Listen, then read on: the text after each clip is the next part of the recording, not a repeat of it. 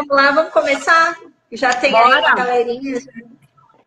Então tá bom, gente, boa noite. Eu vou começar aqui me apresentando. Bom, me chamo Ana Paula Nascimento. Eu sou pedagoga já desde 2012. Eu fiz a psicopedagogia, então eu sou psicopedagoga também. Bom, sou de São Paulo, capital. E aí, pessoal, boa noite. Obrigada, galera, que está aparecendo aí. Muito legal, viu? Bom, também sou psicopedagoga e neuropsicopedagoga. E também leciono, dou aula. Né? Eu atuo em sala de aula, lecionando para os adolescentes de 6º a 3º ano do ensino médio. A pedagogia, eu falo que é um diferencial aí para os profissionais. Por quê? Porque trabalhar com a educação, principalmente hoje, né, com essa evolução aí de informações, com a tecnologia, ela está bem desafiadora, tá?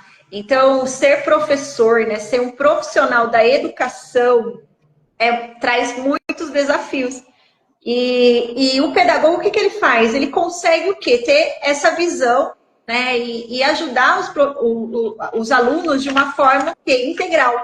Tá? Então, a gente consegue ter esse olhar diferenciado, né, para os nossos alunos. A gente consegue o quê? Contribuir também, né?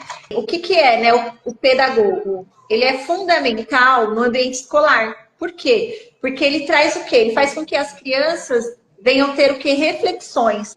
Né? Hoje, o pedagogo, ele não só é responsável por aplicar conteúdos, ou o professor, né? O professor no geral. Ele tem que ter um olhar diferenciado, né? Em todo o âmbito aí, porque as crianças que estão vindo, e a gente fala muito isso na questão emocional, né, Dri? Que tem afetado bastante pós-pandemia, né? Muito, muito, muito, muito. A gente está vendo aí que, infelizmente, né, a gente precisa, como professor e como pedagogo, no geral, eu acho que até para pais, né, se atentar às necessidades acadêmicas. Não só acadêmicas, mas emocionais também das crianças. A gente está vendo que está tendo um grande índice de problema emocional interno nas crianças, né? E a gente tem uma perguntinha para fazer para vocês. O que é habilidade acadêmica e habilidade pré-acadêmica? Alguém já falou, já ouviu falar nisso? Você já, né, Paula? Sim, esse termo aí, ele é bem interessante falar, porque muitas vezes, até quando nós começamos a atender as crianças, até agora, né, nos consultórios, tudo, e o que a gente percebe? Uma defasagem também em relação a isso, porque muitas vezes as habilidades que a criança precisava desenvolver, né, que não são acadêmicas, e a gente explica aí com mais detalhes, mas assim, que eles não tiveram esse desenvolvimento, acaba afetando, tá? Na forma deles se desenvolverem no formal, no aprendizado formal. Por quê? Se a criança ela não tem esse desenvolvimento antes de entrar na escola, ele fica limitado, sim. E o desenvolvimento dele, ele acaba tendo alguns déficits. Tá? Que são o quê? Que vão, né, quando a gente começa a trazer, né, a parte aí de reflexões, que a criança venha a ter essas reflexões, enfim, ela começa a ter dificuldades. Tá? Então, por isso que é muito importante esse desenvolvimento pré, né, Tri? E você pode aí falar um pouquinho pra gente como que é isso, né? O que significa isso? Qual a diferença? Vamos lá. Vamos lá, a gente tem aí as habilidades pré-acadêmicas e habilidades acadêmicas. Pré-acadêmicas, então ela trabalha com a criança ligado ao emocional. Então, por exemplo, ela tem uma comunicação funcional. O que a gente pode dizer como comunicação funcional? Ela consegue passar uma mensagem para mim que eu esteja entendendo a realidade dela, o que ela realmente precisa. Né? Que mais? Desenvolver habilidades de autocuidado. Essa criança, ela tem habilidade pré-acadêmica de autocuidado, ou seja, ela consegue ir ao banheiro sozinha, ela consegue abrir a mochila sozinha, ela consegue se vestir sozinha, né? Outros pontos, sabe contar um fato sobre a vida dela? Então, se a professora pede assim, conta para mim como foram as férias. Ela consegue desenvolver bem essa habilidade de contar começo, meio e fim, o que aconteceu, entre outras coisas, né? Coordenação motora para fazer um desenho ou escrever uma linha, uma frase sobre ela. Então, tudo isso significa habilidade pré-acadêmica, né? Habilidades acadêmicas. A Elisângela aí falou, só um parênteses, Dri, que assim, a Elisângela, ela não conhecia esse termo, olha que interessante, né? É interessante.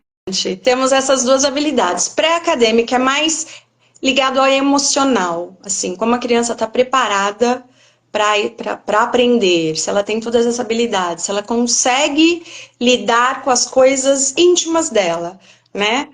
A habilidade acadêmica já é 100% acadêmica, ou seja, essa criança, ela está no 5º ano, e aí ela precisa aprender em português o que é verbo. Ela consegue entender o que está perguntando? Ela consegue compreender, depois que o professor explicou que verbo é uma ação? Será que ela entende que essa ação é o que ela faz? Né? Então, a habilidade acadêmica é quando se diz se ela está na idade certa com o ano certo escolar dela. Então, é bem legal a gente pensar a respeito disso. Então, é importante até enfatizar nesse momento a questão das habilidades acadêmicas também, em relação ao que você falou, que é o quê? Estar na sala de aula. Né? Então, a criança, quando ela está na sala de aula, quando eles já passaram esse processo de pré, né, que nós estávamos falando, eles têm o quê? Uma reflexão, eles conseguem fazer uma reflexão, eles conseguem interpretar. Né? Hoje, assim, as maiores dificuldades, eu não sei para você, Adriana, mas para mim, o que mais vem é que os pais me procuram falando assim, professora Ana Paula, o que eu faço? Porque, assim, o meu filho, ele não consegue interpretar um texto, né? Então, assim, essa habilidade de interpretar, porque, assim, muitas vezes você lê, só que nem sempre ler significa que você entendeu. Interpretar não significa somente português. Tudo é interpretar na vida, não é, Adriana? Sim, tudo que a gente faz. Inclusive, a gente percebe em consultório, Paula está aí também para dizer isso, que a gente tem um grande índice de crianças com TDAH, né? E às vezes, a maioria delas tem problema de entender uma ordem, né? Isso entra em interpretação. Ela não consegue interpretar necessariamente o que deve ser feito. Então, às vezes, fora do ambiente, às vezes você dá uma ordem, você fala, é preguiçoso, é preguiçosa, e não é isso, né? É um pouquinho mais embaixo.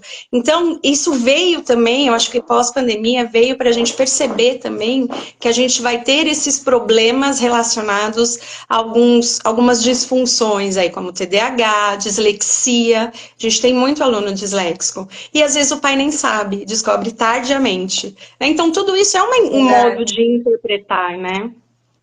A gente chama isso de alfabetização funcional. Então, ele é alfabetizado para viver. Só que não é isso que a gente quer.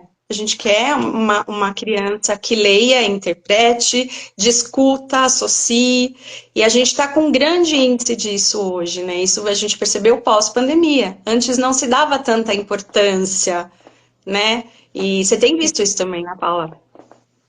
Bastante. Então, por exemplo, uma criança hoje é afetada, que a gente percebe, porque ela não consegue analisar.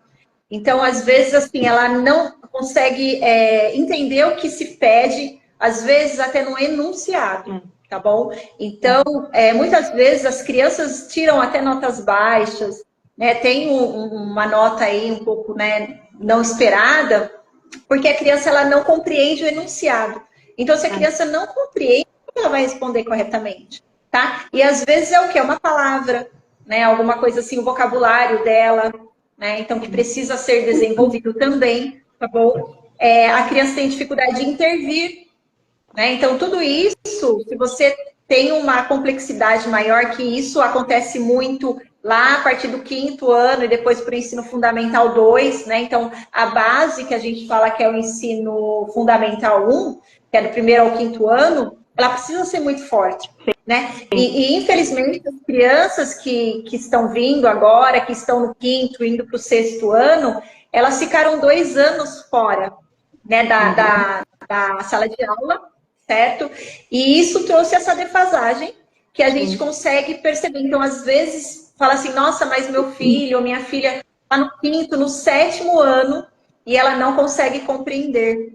tá? Então, muitas vezes é porque essas habilidades lá no início, elas não foram bem desenvolvidas. Sim. Que é o quê? Que a gente fala que são as habilidades, né, pré-acadêmicas, né, Adriana? É isso mesmo. Emocionais, né?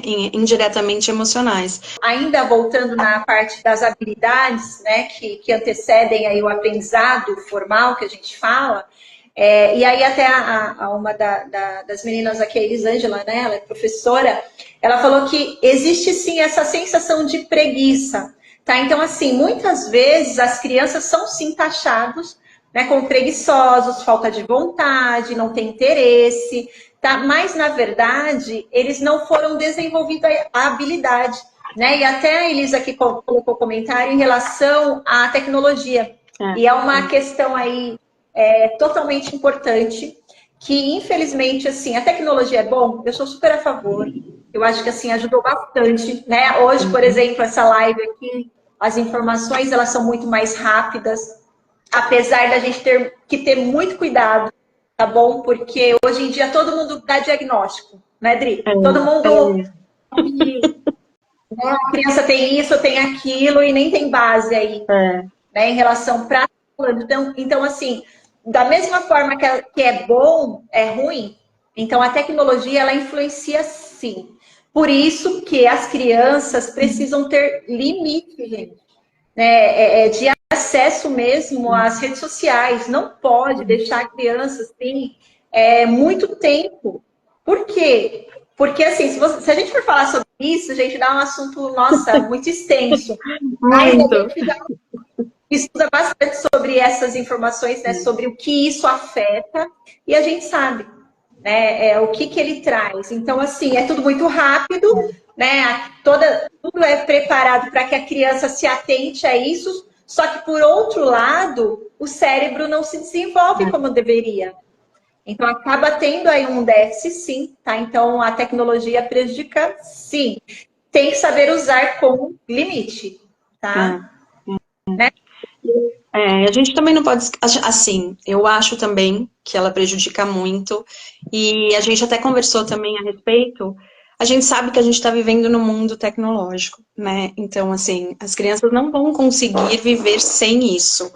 Mas todo esse dano que foi causado pós-pandemia é perigoso na tecnologia, né? Porque, assim, eu percebo que os adolescentes hoje, eu vejo muito isso nos meus alunos, eles são extremamente inteligentes para coisas que não são importantes no mundo acadêmico, né? Então, assim, a tecnologia, eles são extremamente importantes, eles são extremamente inteligentes, eles têm um acesso muito rápido a muita coisa. Só que, assim, o que veio a tecnologia, tirando a parte de ajudar? A preguiça da leitura, de pegar um livro, de abrir, né? A preguiça de... Preguiça, eu acho que é uma palavra muito forte. Eu acho que não é legal. Mas eu acho que é falta de vontade, a falta de estímulo, sabe? De abrir um livro, de ler, de tocar, de ter essas necessidades. Você vê, assim, muito pouco. E às vezes você pergunta para a criança, você gosta de ler? Não, não gosto de ler.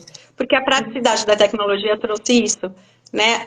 Que nem um áudio. A gente às vezes põe no 2, porque a gente quer ouvir logo, é muito rápido. Então a gente não para, às vezes, para ver tudo isso. E a criança está indo cada vez mais nisso, né? Infelizmente, é isso mesmo. E quem que precisa, né, estimular esses hábitos? A família e a escola, tá? Então, é muito importante esse trabalho em conjunto, e a gente fala muito isso em sala de aula, porque é hábito, né? E esse desenvolvimento aí, ou esse gosto pela leitura, ela tem que começar também em casa, tá? Hoje as crianças, elas têm acesso a muitas informações e elas são muito questionadoras. Então, assim, elas questionam tudo. Por quê? Porque elas conseguem ter, né, embasamentos aí, ela abre o Google aqui e consegue, né, tirar dúvidas do que eles querem.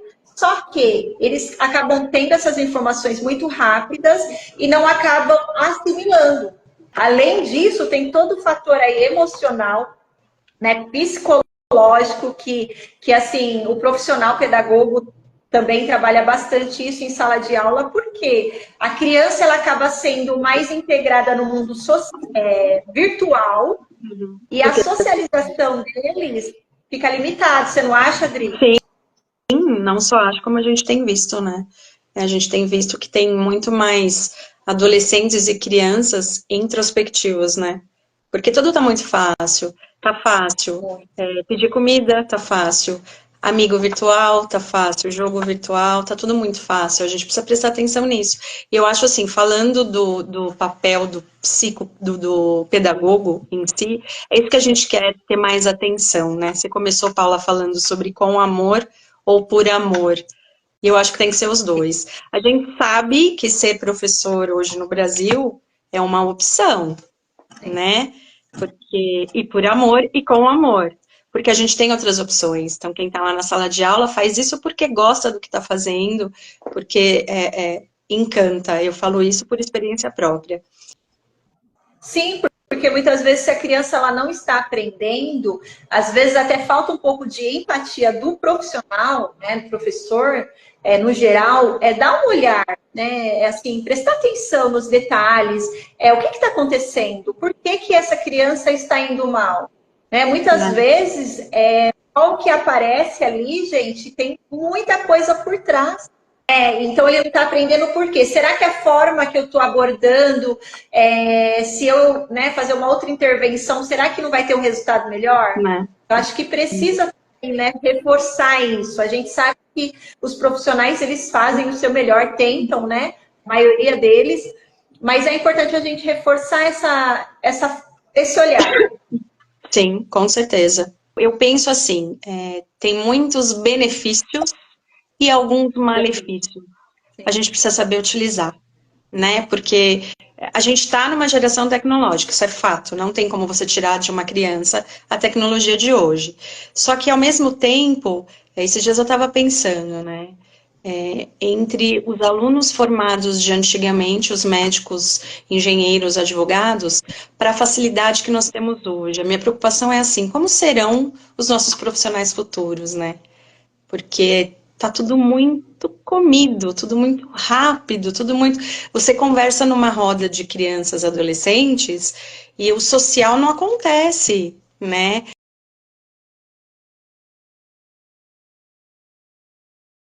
Então a gente vai falar hoje um pouquinho sobre estilos de aprendizagem. A gente tem visual, auditivo e sinestésico. Então, vou falar um pouquinho sobre o que é, tá?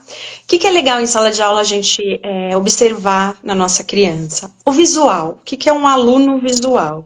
É o aluno que ele aprende melhor quando tem, literalmente, o visual. Gráficos, vídeos, imagens, diagramas, mapas mentais, listas. Ele precisa ver para aprender. Então, tem gente que fala assim, nossa, eu lembro quando a professora colocou do lado esquerdo da lousa aquela informação. Então, isso é o aluno visual. Né? Temos o aluno auditivo. O auditivo é aquele que alguns professores até falam assim, eu não me conformo com esse aluno. Ele não faz nada, ele fica com a cabeça baixa, ele tira 10 na prova. Por quê? Porque ele é um aluno auditivo. O que é um aluno auditivo? Ouvir. Então, se você trabalha com ele, podcasts, exposições orais em que você vai comentando a respeito do conteúdo, entrevistas, fazer entrevistas, trabalhos com entrevistas, repetições, isso lá com os pequenininhos. Então, sempre repetir, sempre informar. Com os pequenininhos, dando um adendo, é muito legal ler a prova. Então, tem professor que às vezes não tem o hábito de ler a prova antes de iniciá-la. Então, às vezes o aluno não consegue fazer, porque ele é 100% auditivo. Então, ele precisa ouvir para entender e poder fazer, né? Tem as músicas, que eu acho que são extremamente interessantes, né? E temos o aluno sinestésico. O que é o aluno sinestésico? É aquele que você, quando está explicando, vá até ele, encosta no ombro dele, faz simulações, chama ele para participar, demonstra fisicamente, né? Dinâmicas em grupos com um aluno sinestésico. Então, isso é bem legal da gente prestar atenção. Isso serve em casa também. Às vezes a gente tem um filho que ou ele é visual, ou auditivo, ou sinestésico. Mas ele pode ser os três? Sim. Pode, aí é ótimo, porque ele aprende com maior facilidade. Mas, por outro lado, tem um aluno que é um só, tem um aluno que é só visual, ele precisa. Então, por isso que em sala de aula, né, Paula, a gente precisa ter as três formas de ensinar o aluno, né? Então, isso é importante, porque antigamente a gente fala que assim, existiam métodos. Hoje em dia não é tão usado ele falado, na verdade, assim, se fala muito em tradicional, mas a gente não se aplica tanto, né? Por quê? Porque a gente sabe que esse método, apesar de ser funcional, sim, tá? Mas ele não é o único, né? E a gente conhece a história da educação, né? Que trouxeram aí várias mudanças em relação às metodologias e tudo mais. Porém, não adianta ser só um, né? É isso que você falou, tem que ter esse olhar diferenciado, e eu acho que isso ficou muito claro para nós agora, depois dessa pandemia, que é o quê? Observar a criança. Então, assim, teve crianças que aprendeu tranquilamente, né? Só estando lá no online, ele não teve tanta dificuldade, né? A gente fala assim, formal, né? Na aprendizagem formal agora, tá? Porém, teve outras crianças, que é a maioria, tá? A gente sabe disso e tem dados, né, bem relevantes em relação a isso, que as crianças, elas não conseguiram aprender, tá? Então, assim, o método, a forma de ensinagem, né, esse olhar diferenciado aí de como o meu aluno aprende, é extremamente importante. Então, eu acho que esse é um dos assuntos-chave nosso, né, Dri, em relação a eu como profissional, professora, como pedagoga, como psico, o que eu estou fazendo para que o meu aluno venha aprender, para que essa criança venha entender o processo, tá bom? Porque se a gente conseguir saber, né, esses 3 estilos de aprendizagem, vai facilitar tanto para a gente, como profissionais, como principalmente para a criança, né? Porque assim, então eu tenho que usar o quê? Saber usar estratégias, então, ok. E isso é super legal, a gente pode até fazer um vídeo ou alguma coisa em relação a explicar. Então, visual. Né? Então, assim, não adianta só, e você que dá aula para maiores, você deve usar muito mais isso que a gente que dá para menores, porque essa questão de slides, né? De data show, né? Usa muito isso, né? Na escola. Só que e aí, se a professora só ficar nisso, sabe que vai ter um déficit aí, a criança não vai aprender, né, Dri? É bem isso. Então a gente precisa usar as três metodologias, né? Visual, auditivo e sinestésico. Mas lembrando que tem aluno que não gosta do toque. Então a gente, em sala de aula, a gente vai ter que conhecer esse nosso aluno, ir atrás e ver. Porque assim, cadê? A Michele falou, né? O ensino individualizado. Entra nisso mesmo, Michele. Mesmo a gente com 30 alunos dentro da sala de aula, você consegue identificar, né, os alunos que têm um pouquinho mais de dificuldade e quais as necessidades reais dele, né. A gente fala assim, tem uma coisa que eu estranhei muito quando eu entrei na sala de aula. Existem professores excelentes, professores que são extremamente sensíveis às crianças que nós temos. Em contrapartida, infelizmente, existem professores que só vão para a sala de aula por ir, né? Infelizmente. Mas graças a Deus não é a maioria. E eu acho que a gente tem que ser essa outra parte, que a gente se interessa, que a gente se importa, porque assim, é um ser humano que está ali dependendo de você, né? E a sua função. Além de termos que cumprir o nosso papel, a gente tem que ser grato pelo que a gente tem, e eu acho que tem que fazer com excelência. O que é excelência? Passar para o outro a minha sensibilidade. A Paula e eu conversamos muito sobre empatia, né? O professor tem que ter. A gente tem que ser empático em todo momento. Não é fácil? Não é. Tem dia que não é fácil. Tem dia que a gente sai extremamente chateado da sala de aula. Às vezes porque ouviu talvez alguma coisa de um aluno que chegou frustrado, ou às vezes porque a gente não tá legal, a gente é ser humano, né? Mas a gente precisa, ok, esse dia não foi, mas eu não sou assim, eu estou assim. E voltar para a nossa essência, né? E a gente falou muito sobre isso. A empatia, a gente tem que erguer isso, né? A gente tem que ser empático ao outro. Todo mundo tem uma dor, eu costumo dizer. né? Todo mundo tem uma dor. E cada um tem a sua dor. A sua dor, às vezes, para mim é pequenininha, mas para você é muito grande. E o aluno vem com uma dor, né? Então, aluno, mãe, pai. Então, eu acho que a gente precisa trabalhar empatia em ambos os lados, né, Paula? Isso, exatamente. E assim, nós escolhemos essa profissão. Então, assim, eu acho que isso é uma das questões que é importante refletir. Poxa, eu estou ali porque eu escolhi, é claro, né? Como foi falado, é com amor, é por amor, porque assim, ninguém trabalha de graça. A gente precisa, né? A gente tem, né, toda a nossa vivência fora da sala de aula. Mas nós escolhemos, diante de tantas outras profissões, né? Cada um escolhe a sua. Então, assim, eu falo que eu escolhi ser professora, né? E eu acho que foi uma das melhores decisões, sim, na minha vida profissional, porque eu me realizo também como pessoa através da minha profissão. Porque quando você atua e você vê que você está fazendo a diferença, porque assim, a gente não vai conseguir alcançar todo mundo. Mas se todo mundo conseguir alcançar um, olha a diferença que a gente vai fazer no mundo, né? E é por isso que nós estamos aqui, trazendo essas informações para vocês, né, em relação ao que a gente acredita. Porque a gente precisa acreditar que a educação faz a diferença na vida das crianças, das pessoas, da sociedade no geral. A gente precisa não deixar perder-se, né? A gente não pode banalizar, porque a gente está vendo que estão banalizando as escolas, né?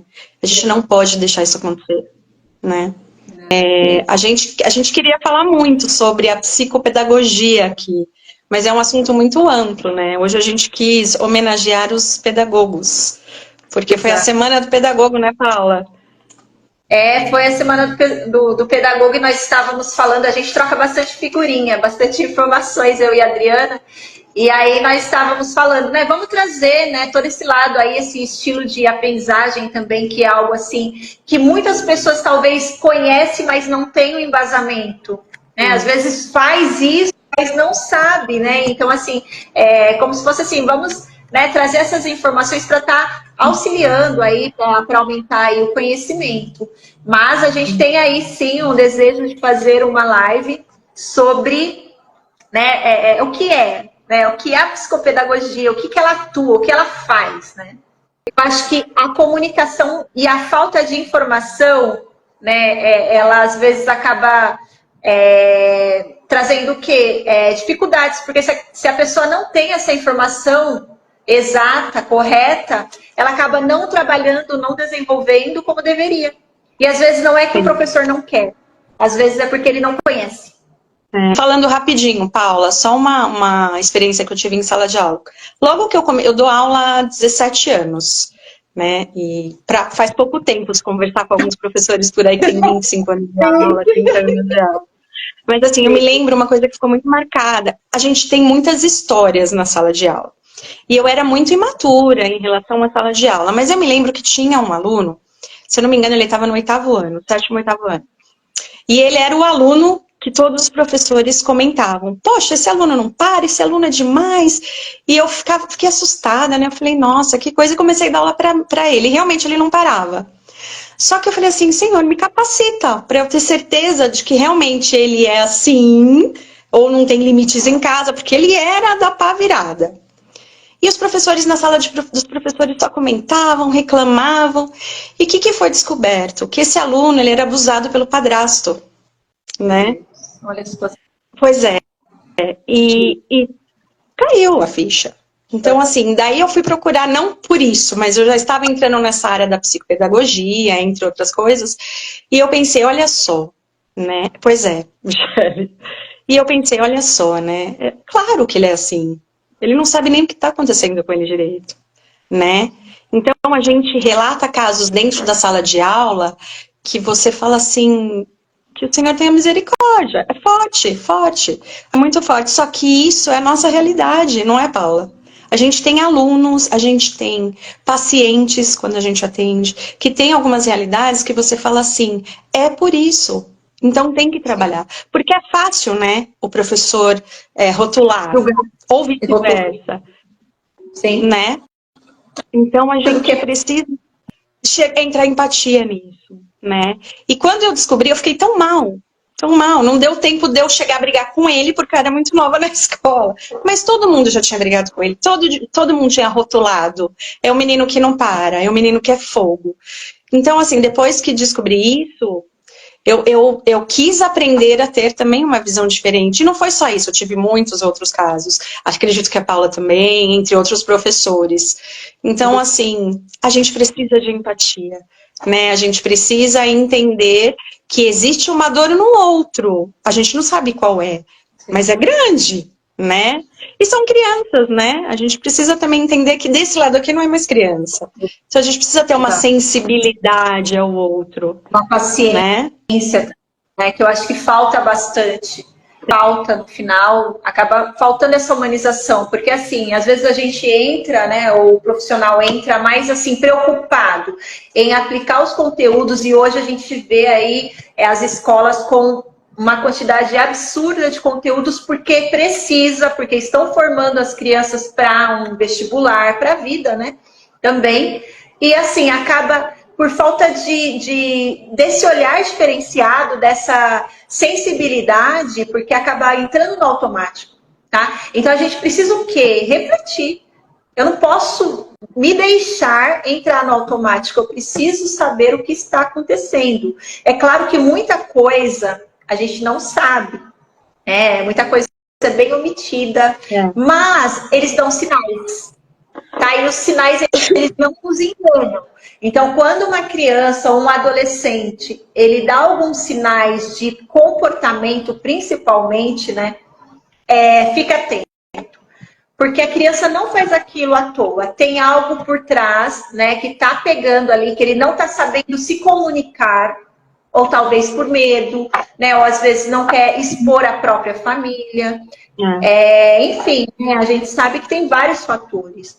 Então, se a gente não prestar atenção, e é por isso que eu amo a pedagogia, eu amo a área da educação, por causa disso, porque você consegue ter esse olhar, tá? Se você, né, falar assim, não, eu quero entender, eu lembro que no segundo ano, que eu dei aula para uma turma de segundo ano, há algum tempo atrás, eu tinha mais de 30 alunos na época na sala de aula, e assim, eu tinha duas crianças lá, dois meninos especificamente, na fase de 8, 9 anos, e assim, eles não paravam. Era aquela criança que assim, gostava de... o professor ou os outros colegas não paravam, né? E a gente já está caminhando aqui para o final. E assim, quando eu fui perceber, e aí eu fui dar um olhar, eu falei assim, não é possível. Eu não sei o que está acontecendo com esses meus alunos, eu preciso entender. E assim, sabe o que eu fazia? Eu falava assim, nós vamos tomar lanche juntos. Então, em vez de eu ir para a sala do professor, eu pegava o meu lanche, que era um momento que a gente conseguia, às vezes, respirar, né, ir no banheiro e tal. Eu falava, não, eu vou ficar aí. Eu ficava com eles na hora do lanche, sentava lá e conversava, né? E conseguia entender o que estava acontecendo. Nossa, eles viraram meus amigos, assim, a gente conseguiu ter uma afinidade maravilhosa, melhorou o comportamento, melhorou várias questões, porque eles tinham problema, né? E aí eles foram se abrindo, e aí eu fui trabalhando isso também em sala de aula, né? Então, assim, então é aquela coisa, quem quer consegue, sabe? Agora quem não quer, finge que não é comigo, sabe aquela coisa? Não é comigo, deixa pra lá. A gente tá perdendo um pouco, tô falando a gente no geral, tá? A gente tá perdendo um pouco o que a gente tinha dos nossos pais, penso eu, tá? Amor! Amor, né? A gente precisa resgatar, o Jara falou, é necessário amor acima de tudo, né? Precisamos fazer diferença. Vilos, acho que né? Precisamos fazer a diferença na vida dessas crianças. Eu quero. De verdade, eu gostaria de fazer a diferença em alguma vida, sabe? Porque tá tão necessitado, né? As nossas crianças precisam disso. E a cada dia mais você percebe isso, né? Às vezes tem aluno que vem, pô, professora, minha mãe não me ouviu em nada hoje. Ou, pô, professora, sabe, coisinhas que são básicas, mas que você fala assim, poxa, e realmente está acontecendo isso. Não é culpa da mãe, é culpa do dia a dia. Mas eu acho que a gente precisa resgatar aquilo, né? De, olha, fazer com amor, fazer com vontade. Claro, é o que a Paula falou. Eu estou trabalhando porque eu preciso. Mas já que eu faço, né? Já que eu faço, eu me disponho a esse tipo de função, eu acho que eu preciso fazer a diferença, né? E não é fácil ser professor. Mas do fundo do meu coração é delicioso, não é? É maravilhoso mesmo, né? A gente se realiza. Principalmente quando a gente percebe essas questões. Porque, assim, uma das coisas que eu sempre falava, né, quando eu estava em sala de aula. Gente, é muito fácil você dar aula para as crianças que sabem tudo. Então, por que você está aí? Né? Eu acho que, assim, o nosso papel principal é fazer a diferença de quem tem mais dificuldade. Porque se você pega uma sala que tem 30 crianças, né, e nós hoje, o nosso foco é falar com pedagogos mesmo, né, profissionais, enfim, e os pais. Mas, assim... Nossa, então assim, todo mundo ali, perfeitinho, bonitinho, em relação de aprende, fica quietinho, tá tudo certo. Assim é fácil.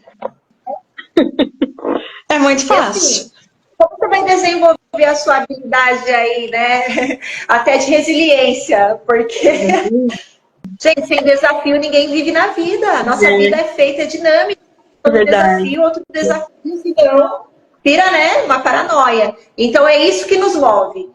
Né? E quando você vê que você conseguiu, assim, através, é claro, né, primeiro de Deus que nos ajuda, depois dos pais que colaboram e de nós profissionais, né, irmos atrás de estratégias para ajudá-los, nossa, gente, é um par perfeito, sabe? É uma combinação, assim, maravilhosa, né, Dri? É.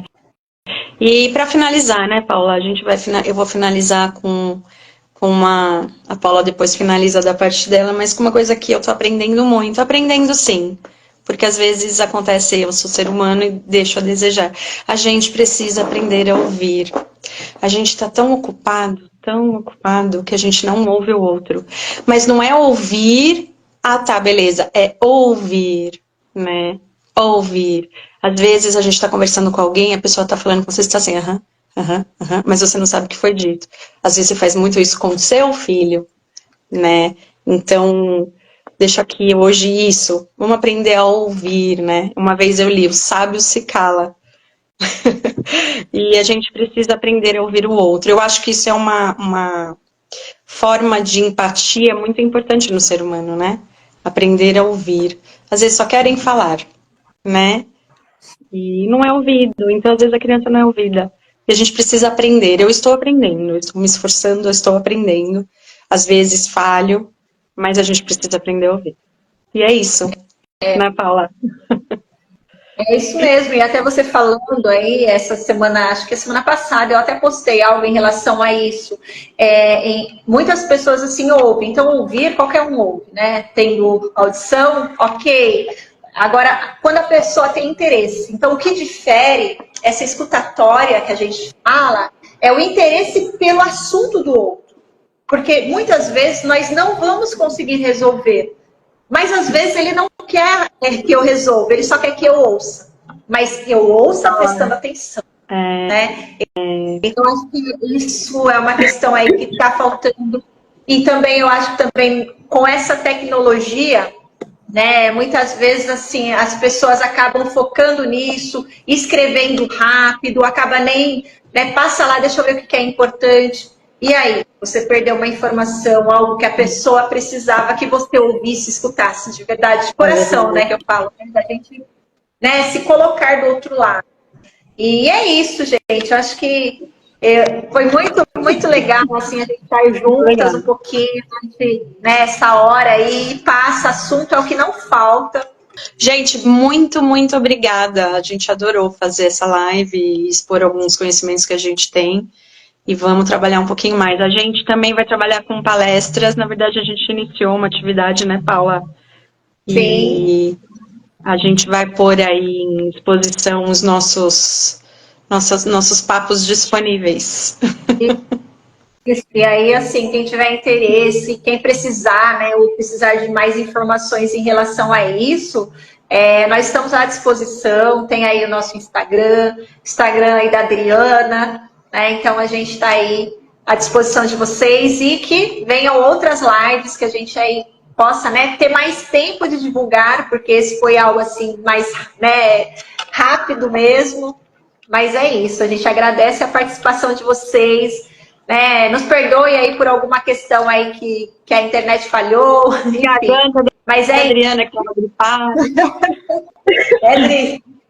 E aí, boa noite, viu? Muito obrigada pela presença, Dri. Muito obrigada. Todo mundo aí. Um beijo. Beijo, Valeu gente. por participar. Fiquem com Deus. Tchau, tchau.